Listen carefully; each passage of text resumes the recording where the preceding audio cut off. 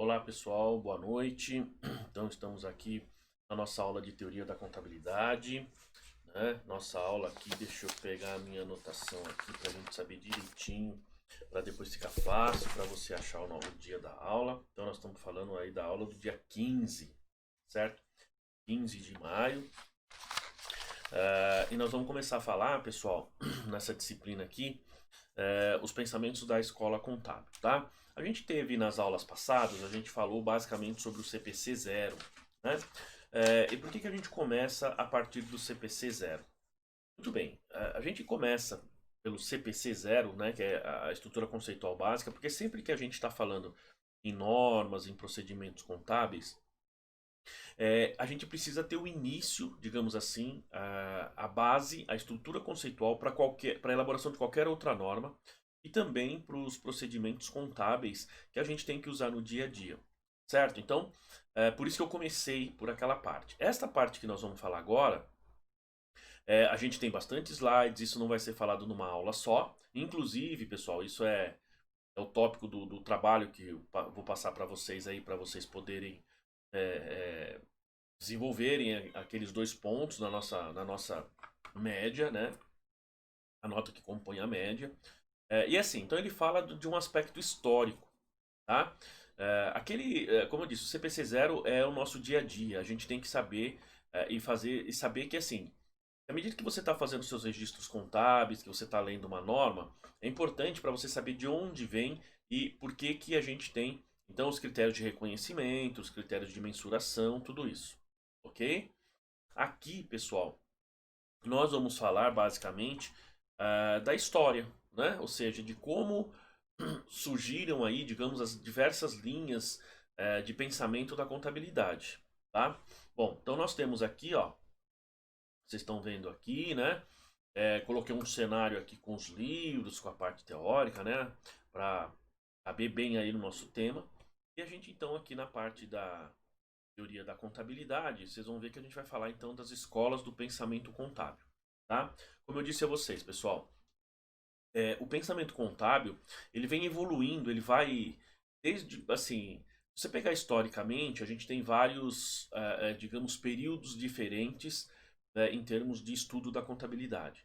Os mais antigos, pessoal, são os registros pré-históricos, que são considerados de uma maneira ou de outra, ainda que muito rudimentares, são considerados aspectos contábeis, porque eles estavam, de certa forma, quando você pega aquelas inscrições rupestres, né, aquelas inscrições nas cavernas, de certa forma, eles estavam ali controlando o seu patrimônio. Tá? Eles estavam ali, digamos, contando, né, os animais que eles tinham e fazendo o registro. Tá? Vejam que esses itens, esses fatos são muito antigos. Tá? Eles vêm da pré-história e tal, mas ele vai evoluindo. Tá? Então nós temos, digamos, é, é, até os dias de hoje, imagina, nós temos muito tempo no qual esses estudos, esses procedimentos, eles foram acontecendo, tá? E foram desenvolvendo a contabilidade.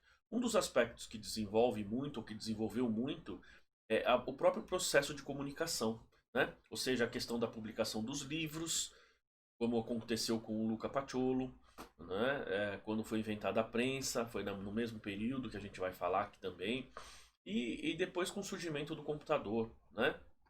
Mas assim, a gente tem que pensar que você teve a questão do papiro, você entende? Você tem o Egito Antigo, depois você tem a nova etapa lá no Egito, onde as pessoas, onde se inventou o papiro, e aí você não precisa mais ficar registrando em pedras ou em argila, né? Ou digamos, em bastões de barro, como eram as escritas cuneiformes, né?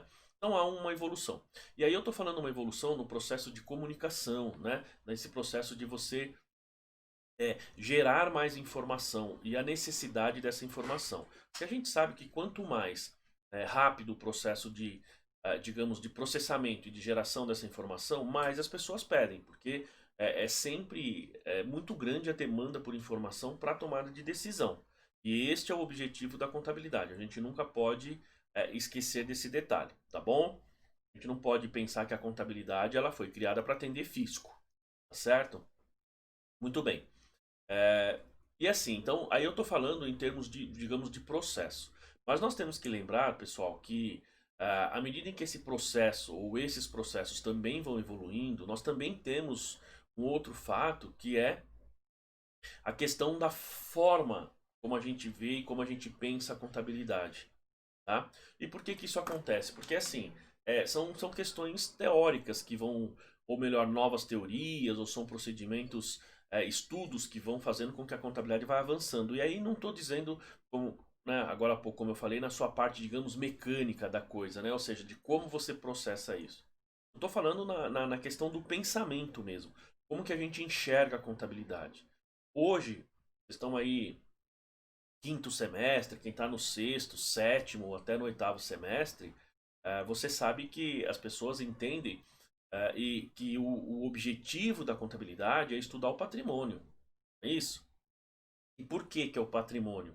Porque ao longo do tempo houve uma evolução até os dias de hoje. Fala assim, não, hoje o mais importante para a contabilidade é estudar o patrimônio. Pode ser que daqui a alguns anos, né, o estudo não seja necessariamente o do patrimônio, tá? Você tenha outros eventos que possam, digamos, ser mais importante do que o patrimônio. E há algumas tendências nesse tipo, pessoal. Principalmente itens intangíveis, né, que estão relacionados com as empresas. Que, por exemplo, veja só como é que funciona. Pega uma empresa que estava funcionando tudo direitinho, tem todos os seus ativos, gerando receita, fluxo de caixa para a empresa. Agora, depois que começou a pandemia, essas empresas fecharam as portas. Então veja, se elas fecharam as portas, elas não prestam mais serviço, perfeito? Mas elas continuam lá com seus ativos e, e continuam com seus passivos e provavelmente esses passivos têm até aumentado. Eu pergunto, será que essa estrutura, será que o que gera receita, claro que aqui é só uma reflexão, é efetivamente os seus ativos ou as pessoas que estão consumindo? Percebe? Porque se você não tem cliente, você pode ter quantidade de ativos que for. O que vai gerar a receita é o seu cliente. Será que não há uma maneira diferente de enxergar isso? Percebe? Claro que, como eu disse, isso aqui eu só estou fazendo algumas, levantando algumas hipóteses, alguns pensamentos, mas esse é um tipo de coisa que nós temos que pensar no futuro, certo? E vocês vão ver, pessoal, que a partir dessa pandemia, a partir dessa quarentena aí que a gente está passando, né? A maior parte de vocês, eu sei que nem todos, mas a maior parte está em casa, alguns têm que ir trabalhar. Mas o que acontece? As empresas vão repensar muitos processos. Isso vai ser normal. Agora, vejam que essa revisão de processos pode gerar novos procedimentos contábeis, pode gerar uma nova visão dentro da contabilidade. E é assim que surge, pessoal. Então, essas, digamos, essas escolas do pensamento contábil, porque em diferentes épocas ao longo do tempo, nós tínhamos, ou as pessoas tinham diferentes focos, diferentes observações, diferentes necessidades. Essas necessidades elas vão mudando ao longo do tempo, certo? Hoje, a gente tem aí o imobilizado, é uma grande. Ele é muito importante para a empresa. Você pegar numa indústria, o imobilizado é fundamental, certo? Agora, pensa numa empresa, digamos, um escritório de contabilidade dentro da nossa área, certo? Será que os ativos que tem dentro do escritório são tão relevantes? Eu tenho praticamente certeza que muitos escritórios que estavam aí trabalhando de forma, digamos, tradicional, como era o meu caso, por exemplo, né? Agora com essa pandemia, a gente está trabalhando em casa. Você está criando novos processos, está criando procedimentos, transferindo sistemas, processos para as nuvens, tá certo? Isso significa que você está utilizando menos infraestrutura. Ou seja, você tem uma série de detalhes, pessoal, que vai mudando ao longo do tempo. Ou seja, a forma de ver os negócios, né, a forma de atender as necessidades de quem está tomando decisão vai se alterando. E é isso que a gente vai ver então nessas, digamos, escolas do pensamento contábil, porque é justamente o que vai acontecendo ao longo do tempo. Ok? Então, as escolas do pensamento contábil aqui, ó, vamos fazer uma introdução, né? E nós temos aqui, ó. Então, várias foram as escolas de pensamento contábil, tá certo? Então foram várias, pessoal, não foi uma só. Nós temos várias aí, vocês vão ver.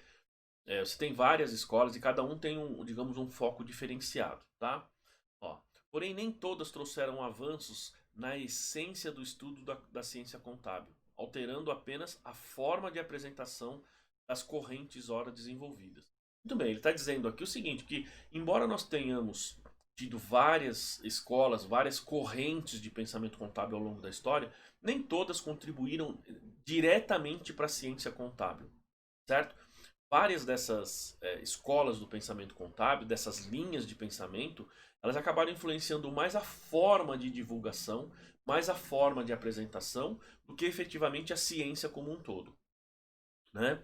Mas assim, no meu ponto de vista, embora tenha isso, eu acho que todas acabaram contribuindo, porque é sempre um processo evolutivo que nós temos, tá? Ó, algumas não conseguiram avançar mais do que a sua própria natureza empírica. Contudo, deram suporte para outras com aprimoramento cultural suficiente para o campo científico. Ou seja, algumas dessas escolas, como diz aí esse parágrafo, elas assim, geraram determinadas coisas, mas não mudaram a essência da contabilidade. A essência continua a mesma. E aí ele fala que não avançaram mais do que o seu próprio empirismo. Né? O que é ser empírico?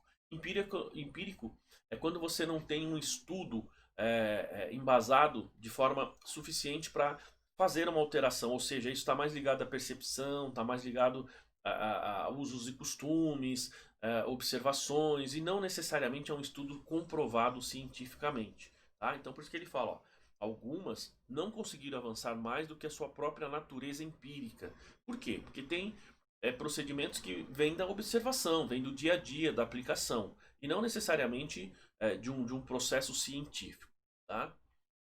Bom, aqui ó, vejam, então aqui no último item, né, olha o que ele diz, ó, trataremos as seguintes escolas. Então veja que nós temos pseudo-personalismo, nós temos contismo, materialismo substancial, personalismo, controlismo, aziendalismo, reditualismo, patrimonialismo, universalismo e neopatrimonialismo. Embora essa última aqui do neopatrimonialismo, pessoal, é algo que teoricamente seria posterior àquilo que nós vivemos hoje, a princípio, até onde eu vejo, não avançou muito, mas é uma teoria interessante, né? Digamos, uma linha interessante de pensamento. Outra coisa que vocês vão perceber muito aqui, digamos, nesse bloco de slides, pessoal, é que a gente tem aqui muitos nomes, tá? Muita citação dos autores, tal. Se você for pegar os livros de história da contabilidade, as escolas do pensamento, eles estão muito ligados aos autores, tá? É como nós temos aqui no Brasil, por exemplo, nós temos autores que são muito ligados à chamada escola americana e outros autores chamados mais ligados à escola europeia. Que eu vou falar sobre isso também com vocês, né?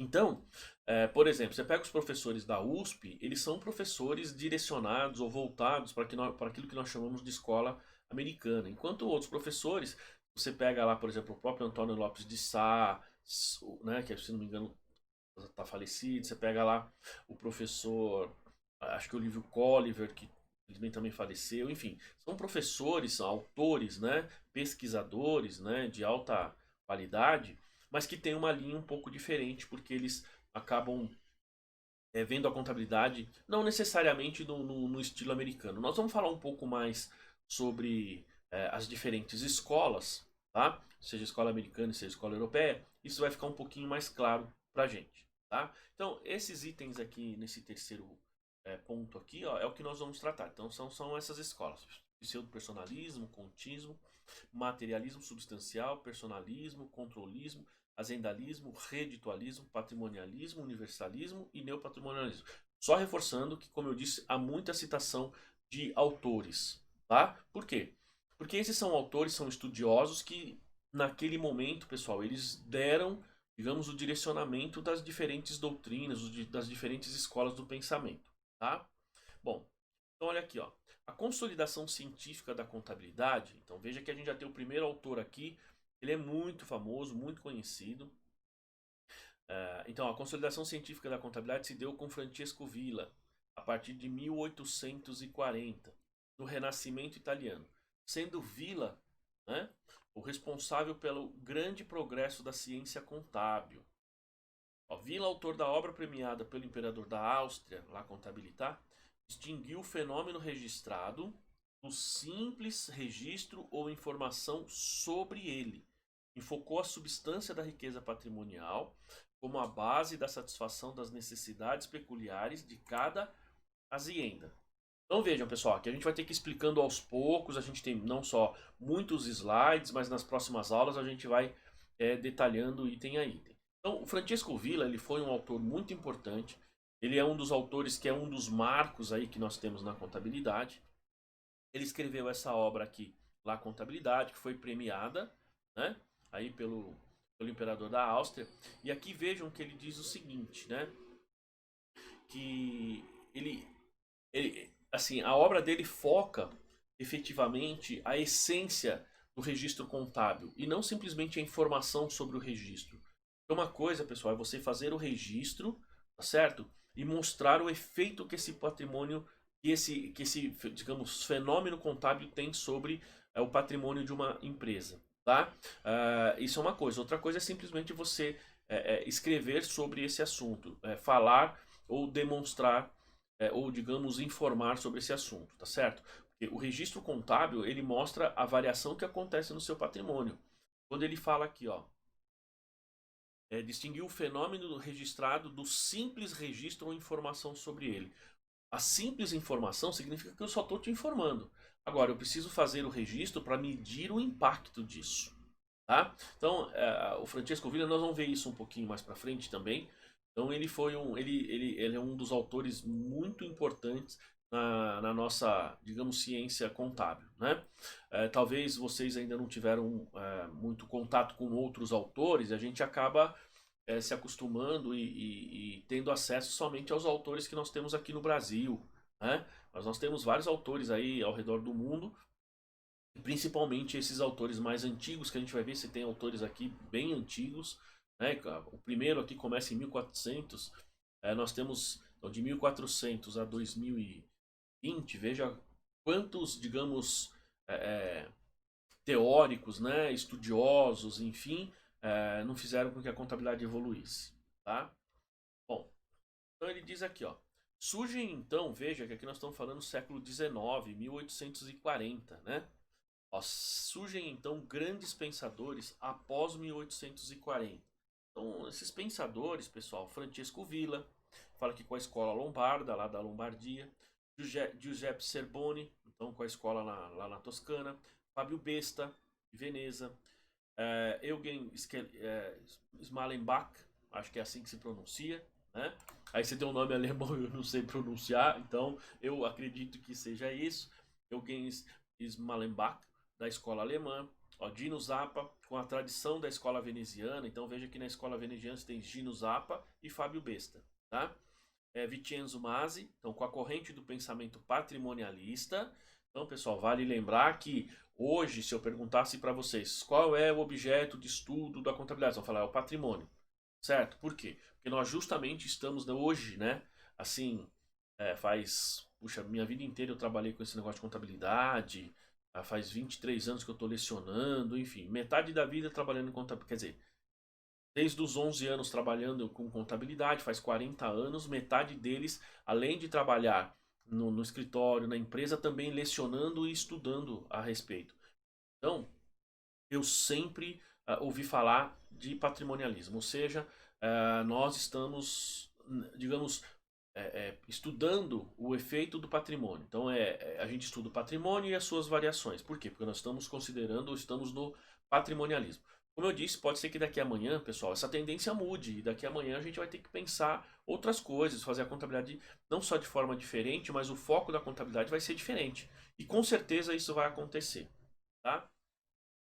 Muito bem, então ele fala aqui, ó, o Vincenzo Masi, aí tem o Francisco Dáurea, né, ó, com a corrente de pensamento universalista. O Francisco Dáurea, pessoal, ó, veja os dois últimos aqui, ó. O Francisco Dáurea e o Lopes de Sal com os estudos do neopatrimonialismo. Então esses autores aqui, eles já são bem mais recentes, tá? Você pega por o Antônio Lopes de Sal, tem os livros dele, né? O Francisco Dáurea, eu não tenho livros, mas é fácil achar porque digamos, ele é vou dizer necessariamente contemporâneo, mas assim, mas ele é bem recente, tá? Ele é muito recente, é um estudioso bastante digamos, como eu posso dizer, não tão antigo quanto os outros, que era do século XVIII, XIX, enfim, dos mais antigos. Não, ele é século XX já, né? Então, nós temos estudos muito mais recentes dele, principalmente o professor Lopes de Sá, né? Então, vejam que nós temos historiadores, pesquisadores, estudiosos muito antigos e novos, tá? Então, evidentemente que hoje nós somos muito influenciados por alguns professores, que eu fico feliz, foram meus professores. Pega lá, professor, a gente sempre de cara pensa no professor Sérgio Dildícibus, né? É um teórico, um estudioso de primeira linha. Nossa, eu acho ele um professor sensacional. O próprio professor Marion, né? Quando a gente fala em custos, em decisões, a gente também pensa lá no professor Eliseu Martins, enfim. Os professores da USP, professores de várias universidades aí, né? Pega da professores da PUC, a professora Neuza, são professores, o professor Marcos Peters, enfim.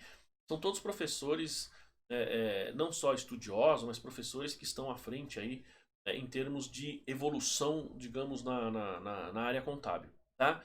Diferentemente de outras pessoas, pessoal, porque a gente tem vários, não só professores, mas muitos técnicos, que eles estão mais preocupados com os processos, com o mecanismo, certo?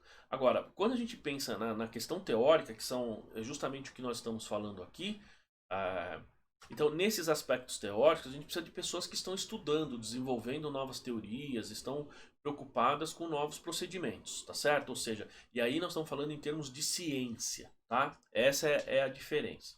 Bom, aí a gente tem então as chamadas escolas do pensamento contábil. São várias, evidentemente que a gente não vai ver todas hoje só nessa aula, então daqui para o final do nosso curso, basicamente a gente vai falar de escolas do pensamento contábil, então eu vou falando aí, dentro do nosso tempo, eu vou falando cada uma das escolas, tá bom? Então vamos lá, primeira coisa, ó, a gente tem aqui o pseudo-personalismo, tá?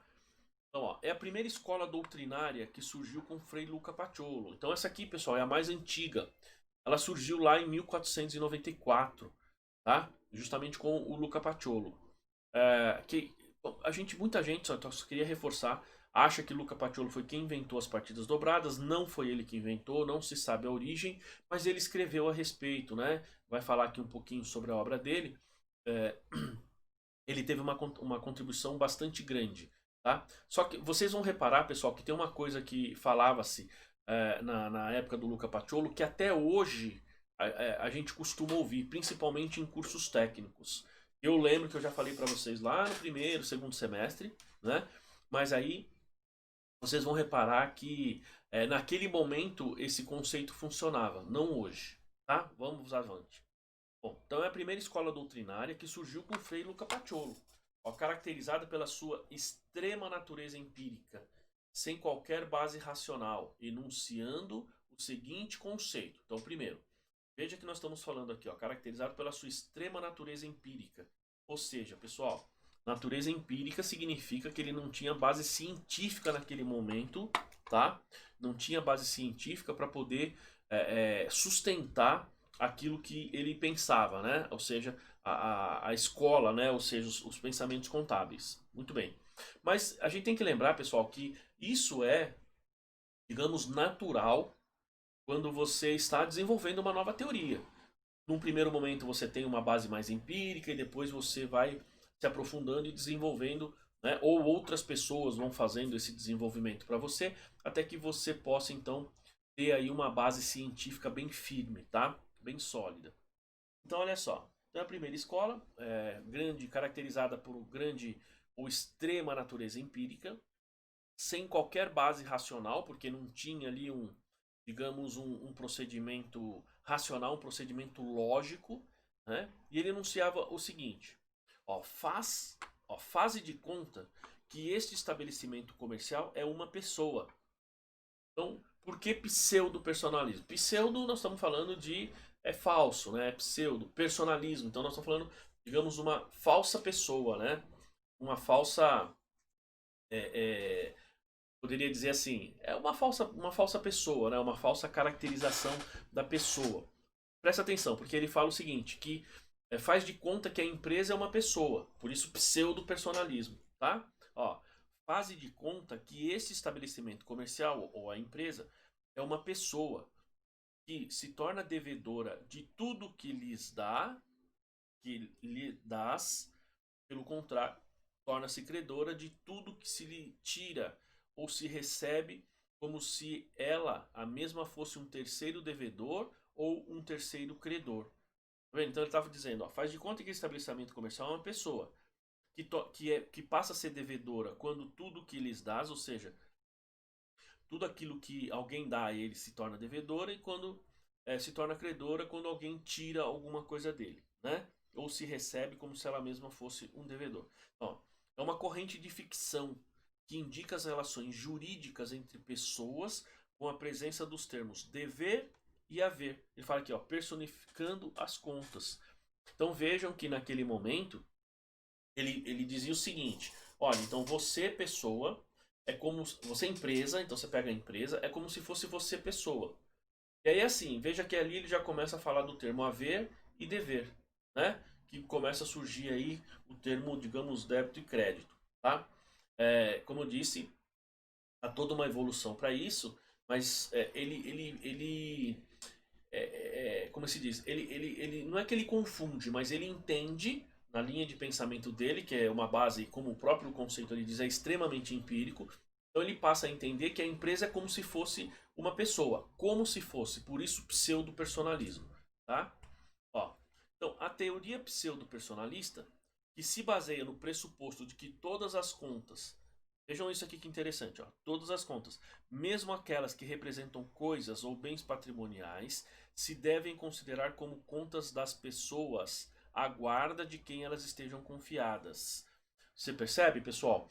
Ele está dizendo o seguinte, que essa teoria dizia o seguinte, que tudo aquilo que você tem em termos de bens e direitos, né, que é da empresa, é como se fosse a pessoa quem é o responsável por aqueles ativos ou passivos, né? Fala aqui, ó. Todas as contas, mesmo aquelas que representam coisas ou bens patrimoniais, se devem considerar como contas da pessoa à guarda. Ou seja, aqui a gente percebe claramente que ele não é que ele veja, ainda evidentemente você não tinha o chamado princípio da entidade, mas aqui ele está justamente misturando a entidade, né, dizendo que aquilo que era da pessoa física, da pessoa jurídica, deveria se confundir com a pessoa física, ou seja, ele claramente está fazendo um choque aí, né, com o que futuramente seria definido como o princípio da entidade, tá?